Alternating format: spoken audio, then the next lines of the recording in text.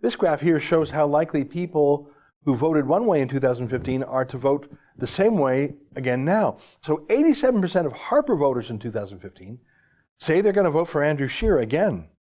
The Green Party's vote is pretty solid too, as you can see, 75% loyalty. The lowest loyalty is for New Democrats, and fair enough. They have a new leader who has done poorly.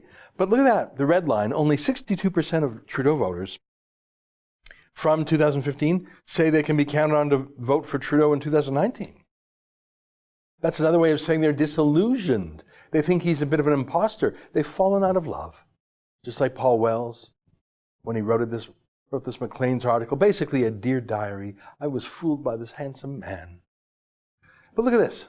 This is what Angus Reid calls a momentum score. What way is your opinion on any given leader moving? 45% of people say their opinion of Trudeau has fallen in the last month. Net 45, by the way. That's car crash territory.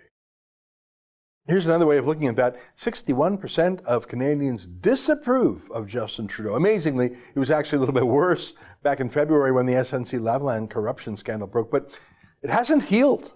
That's the thing about falling out of love and feeling betrayed. It sticks. Canadians didn't really know who Justin Trudeau was. They were duped, like some handsome pickup artist at the bar with a well-rehearsed pickup line.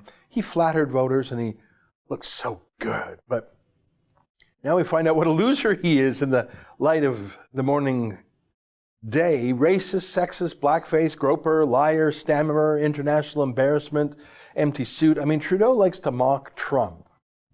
I'm amazed Trump was so restrained in reply to this question. Did you see this? Mr. President, your reaction to Justin Trudeau, can he survive this controversy? Well, I was hoping I wouldn't be asked that question. It had to be you that asked it. You had to ask me that question, right, Justin? I'm surprised, and I was more surprised when I saw the number of times. And, you know, I've always had a good relationship with Justin. I just don't know what to tell you. I was surprised by it, actually. Oh, by the way, only 33% of Canadians approve of Trudeau.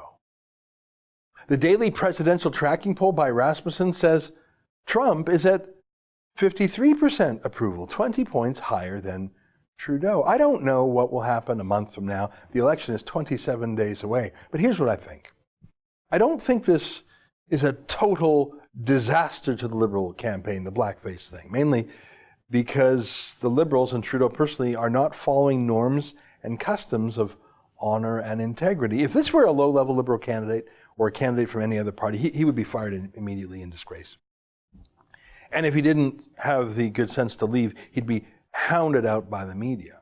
Because neither Trudeau nor his palace guard nor his bought and paid for media will apply the same standards to him, though. He knows he can just brazen it out, or at least try. This is the coarsening of our public conversation. The same way Trudeau just brazening out his snc-lavalin corruption, firing the Attorney General to protect a criminal friend of his, that has changed our country a bit, you know. Because that's a new thing. That's sent a new tone for everyone. Everyone in the public service, every prosecutor in the country, every criminal, every judge. We all now have a bit of a different identity as Canadians. Everyone does. We're all citizens in a country that abides corruption. It's who we are now. It's like lying. You know, the number one reason not to lie is that if you lie, it turns you into a liar. It degrades you. It changes you. That is who you become. You become a liar. That's the worst punishment for lying.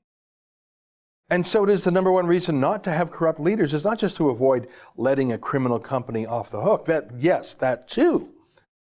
But it's that you throw away an honor and a dignity and a national identity that took centuries to make. Trudeau's breaking us all a little bit because he won't do the honorable thing and no one will press him to do the honorable thing. What a shame.